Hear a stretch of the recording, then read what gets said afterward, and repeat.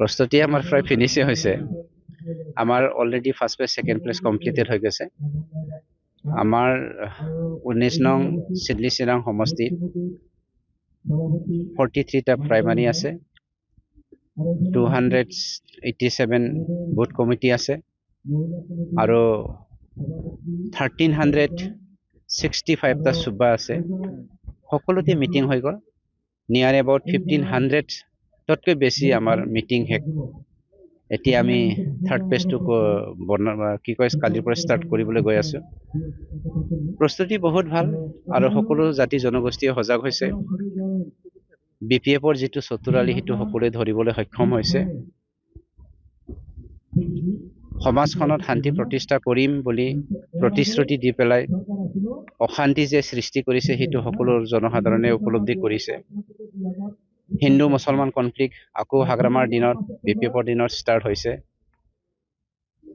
যি প্ৰমোদ বড়ো ডাঙৰীয়াৰ নেতৃত্বত BTC অঞ্চলত শান্তিটো প্ৰতিষ্ঠা হৈছিল, এই শান্তিময় BTCত শান্তিময় কোকৰাঝাৰ টাউনত আকৌ গোষ্ঠীগত সংঘৰ্ষ ষ্টাৰ্ট হৈছে।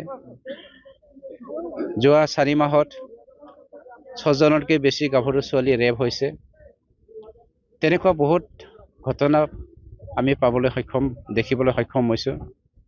24 ঘণ্টাত 24 ঘণ্টা যোৱা মেলা সেইবোৰ হয় আমাৰ ভৱিষ্যত প্ৰজন্মৰ লগত জড়িত আমাৰ সমাজখন বিনষ্ট কৰিছে। গতিকে আমাৰ এই অঞ্চলৰ জনসাধাৰণে আজি বুজি পৰিছে। আমাৰ বিশ্বাস এটা আছে, 35 লক্ষ ভাৰতীয় নাগৰিক আৰু 26টা জাতি জনগোষ্ঠীয়ে শান্তি য'ত নেকি প্ৰমোদ বড়ো ডাঙৰীয়াৰ নেতৃত্বত আমি প্ৰতিষ্ঠা কৰিবলৈ সক্ষম হৈছো। অসমতো 15টা জিকি পেলাই আমাৰ UPPL শান্তিৰ মডেল এটা অসমত আমি কেনেকৈ প্ৰতিষ্ঠা কৰিব পাৰে ইয়াৰ কাৰণে প্ৰস্তুত হৈছো আৰু UPPL নেতৃত্বত আমি অসমত চৰকাৰ গঠন কৰিবলৈ গৈ আছো। কি নাম ক'লে? ওকে EM ন EM বেগম আফতাৰা আহমেদ।